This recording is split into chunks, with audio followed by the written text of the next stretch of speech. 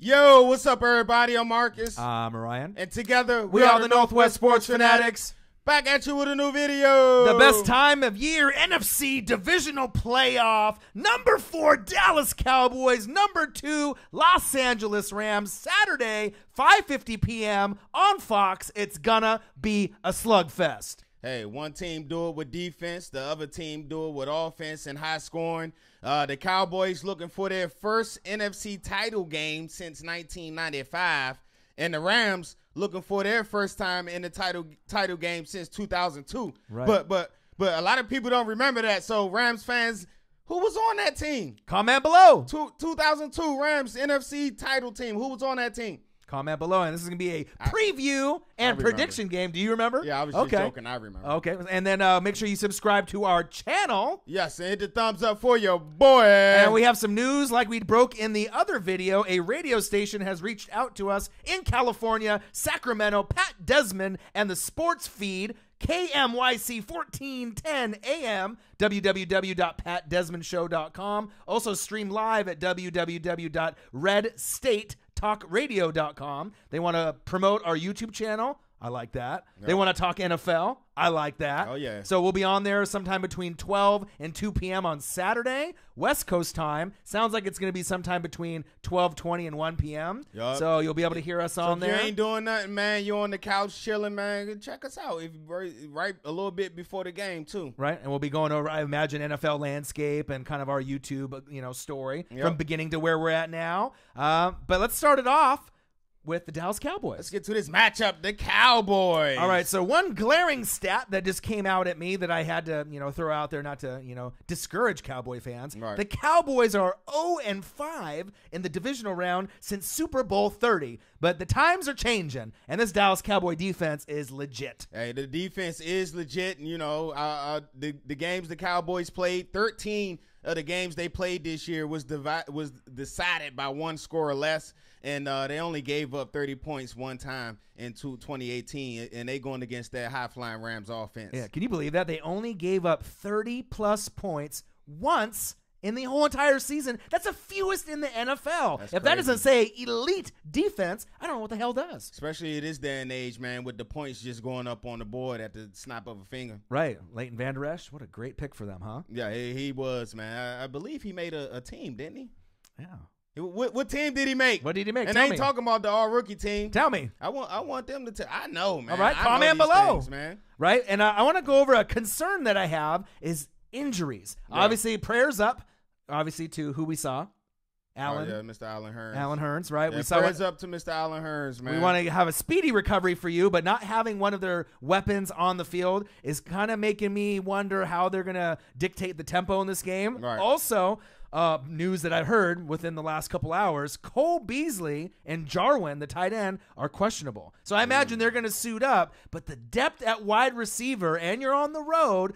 But what I did hear is that every game, obviously for like the Chargers and Rams, it seems like is a road game, right? It seems like they have a lot of fans from the other team showing up. They're projecting 60 to 65 to 70% Cowboy fans at this game. Oh, can you imagine, man, if it ends up being 70-30? But you got to think, man. The Rams just moved here with the Cowboys. Their training camp is in California for the last 30 or something years. Jerry Jones always packed the troops up, and they train out in Cali. So over the years, those 30 years, them young LA kids. The dad's taking them to the training camp, right, and that's how they become Cowboy fans out there in L.A. So let's go over some rankings, league ranks of the Cowboys, and we'll talk about Zeke. Yum, yum, yum. He loves to eat, and he'll be eaten on that day. So offensive ranks, 22nd in offense, league ranked. 7th rated D. Shit, they should be better than 7th. Ooh, based off the rankings of only allowing 30 points or more once. That's you would crazy. Think, yep, right? Passing, 23rd. Rushing, 10th. With Zeke, yum, yum, yum. He loves to eat, yes, right? He do. Points per game, 21.2. Points allowed, 20.3, which is a little alarming. So you're just barely squeaking by opponents when you're winning. Right. Third down conversion is big. Like I said, every video we talk about it. 41%. So that's a little bit lower than I would like. But we do know Dak has 13 primetime wins, the most in the NFL since 2016. So they'll be relying on him. Rushing yards, 122.7, obviously courtesy of Zeke. Yes. And rushing yards allowed, which is key since they have Todd Gurley on the other side, 94.6. Anytime you can hold teams under 100, that shows me your front seven is legit. I do believe that's good for number 5 in the NFL against the run. Yeah, but not bad, right? That's not too bad, man. And like you said, with that guy Zeke, he led the NFL over 1,400 yards rushing, and he said it's not in the playoffs. It's not one spoon. It's two. Ooh, 2. It's 2 spoons. So last week he had 2 spoons full. He went for 137 and also 32 yards receiving. I'm kind of questionable. I ain't gonna say questionable, but my concern is that left guard situation that they got out there. You know, Connor Williams, he kind of struggled this year as the rookie left guard, and then they put in the Xavier cat. I can't say his last name, and I'm not gonna try. All right. But he filled in pretty good. He actually was pretty good, but then he got hurt. So they're going to have to get that position together because you know who you're going against on that other side of the ball. Right. You're going against Big Donald and also Ndamukong Suh. Right. So tail of the tape, Zeke Elliott, one of our favorite players in the entire league. Yes. You know you're a Redskin fan. We love him, I don't right? care what nobody says. 23 years old, right? So he's a young buck. Yep. 2 Pro Bowls so far. 4th pick overall in the first round, just to get you updated. 4,048 career rushing yards. Can't stop, won't stop. He's running all day. All right, And I got a real nice stat, a little sports fanatics stat. All right, not just for us in the Northwest, but all y'all.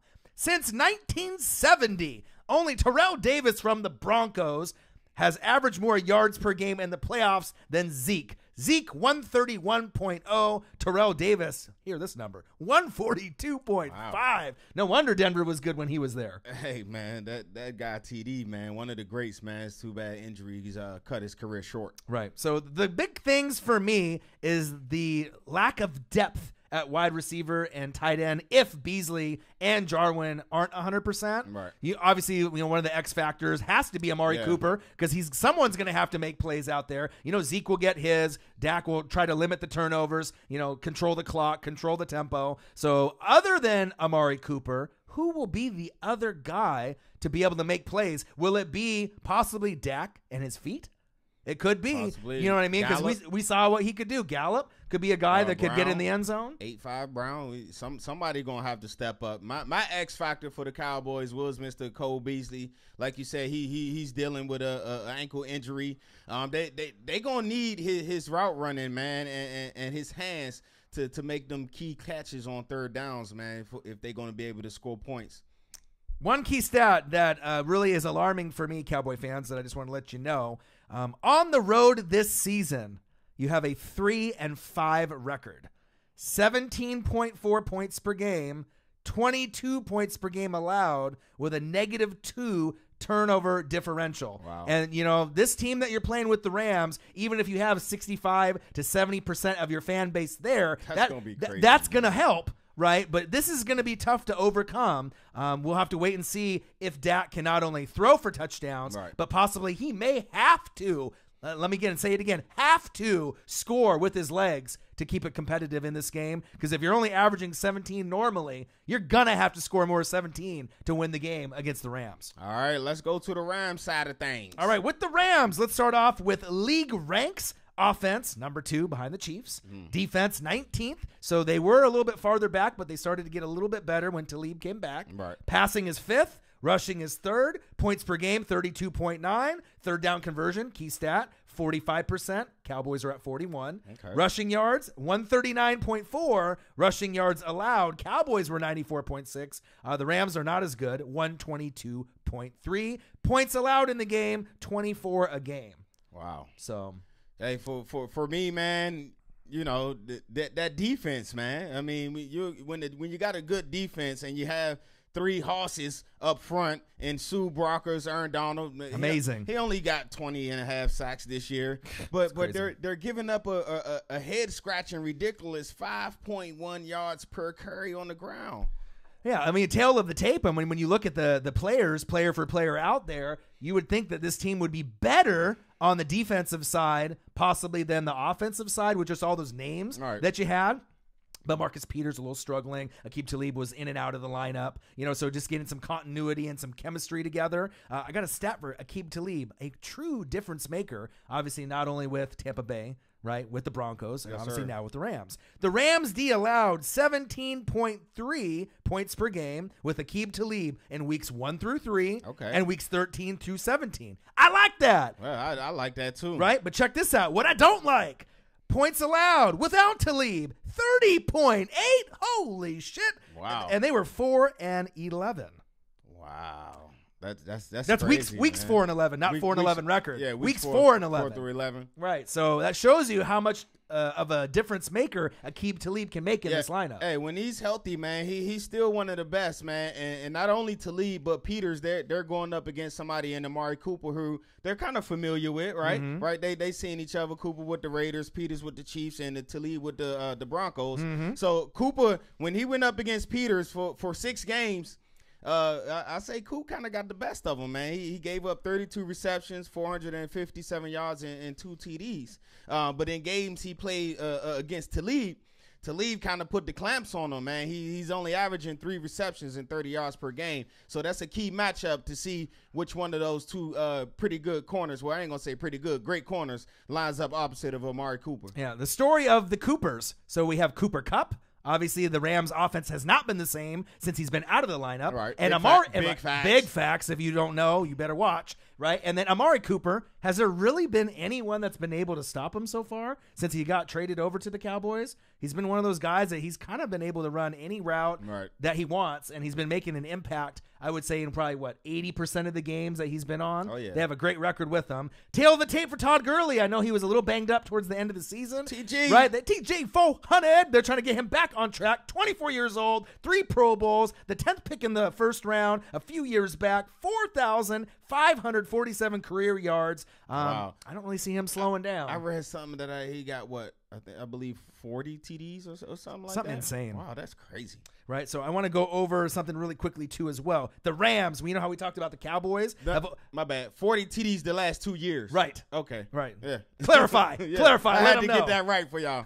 Testify. Tell them, right? So we talked about the Cowboys allowing 30-plus points only once, right? So obviously we know how explosive, the Rams offense is. Yep. The Rams scored 30-plus points 12 times this season. Something has to fucking give, right? I mean, you're talking about an explosive offense and a team that doesn't give up points. I mean, what is going to happen in the game? But check this out. I have a stat to correlate to that. Sport Fanatics, check this out. The Rams at home are a different team. Yeah, you might have a lot of fans from the other team with the other jersey coming into town. They still comfortable in LA. Right, but you still have YG. You'll still have some celebrities in there rooting for you. Right. 7-1 home record. Okay. 37.1 points per game at home. 28.1 points allowed. But check this out. The biggest stat of them all. What's that? +8 turnover ratio. Okay, so they get after it. They get after it at home. So that's really key. When I saw the -2 for the Cowboys, obviously 22 points allowed, +8 turnover differential for the Rams. Right. That's huge. And check this out. The Cowboys have the worst scoring total offense, but the best scoring total defense of the teams remaining in the playoffs. So they have the best on one category and the worst in the other. They have to score more than 17 points, and we'll have to see which defense holds their ground in this game, in the battle of the trenches. Yeah, we'll see what's going on. Keep an eye on Todd Gurley as well. He missed the last two games of the season with that knee injury. We'll see how healthy he is. But if there's any issues, man, don't forget Mr. C.J. Anderson. He only averaged 149 yards those 2 games that Gurley was out. Now, it was against the Cardinals and the 49ers, but they to me, they still are NFL teams, and that's amazing for him to run for those type of numbers. Right. And as far as like X factors, I'm kind of go for personnel packages rather than individual players. Obviously, the O-line for the Rams is a concern just because the defense of the front 7 of the Cowboys is such an elite vicious force, right? So I want to see if they can keep obviously Goff and the Goffense upright, and then obviously the D-line, obviously trying to stop Zeke. Both running backs should be able to get plenty of yardage, But if they can stop Zeke, you typically stop the Cowboys from being able to get some momentum, right? And then I want to see the special teams. I believe Greg the Legatron, should be there. I think he will have a significant impact in this game. All right, for me, my X factor is Mr. Jared Goff, man. The Goffense. It's Hollywood, man. You know, last year your first playoff appearance, man, you put up a dub, my guy. Yeah. Y'all only scored 13 points against the Falcons, so you cannot have that. We got to have Hollywood. We can't have that Jared Goff from Fisher. We need Jared Hollywood Goff. Right. And we don't need you to win the Oscar, man. We just need you to put out maybe a 4-star movie. Right. And that'll get the job done. Right. We can't have you be soft. Right. We need to see some heart. We need to see if you get punched in the mouth and the Cowboys go up 10-0 and Zeke gets in the end zone, punch fucking back, right? You're at home, hold your ground, and make it a competitive game. Don't roll over. And I think the loss stung them last year, and they should be able to move forward this year. All right, who's your prediction? Gosh, this is tough because the Cowboys defense has been playing so good lately, but the road record 3-5, 17.4 points per game, -2 turnover differential, 22 points per game allowed. That's a little bit too much for me to handle on the road, even if they have 70% fan base there. I think Dak can get it on his legs and score. Zeke can get in the end zone as well. But I think the Rams, with the loss they had last year, they will be ready. I'm going to go Rams 27, Cowboys 17. Oh, wow. Cowboys 17. All right. With me, I mean, I ain't going to lie. I'm a Redskin fan. I really do like the Cowboys' chance. I do too. Because what's the mystique around this Rams team? That they're kind of soft, that you can push them around. And what's the mystique around this Cowboys team? That they're bullies. They'll beat you up with that defensive line and offense. They're going to run the ball down your throat. Right. But new year, different Jay Goff for me. I think that experience last year will help them get over the hump.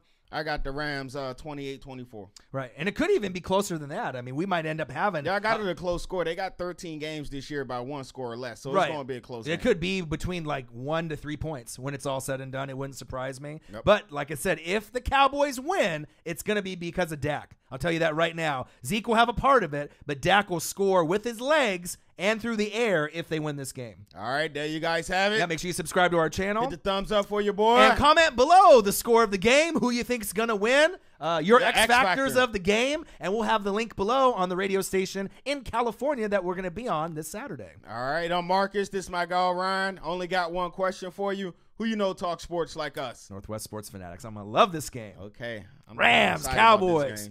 A battle in the trenches.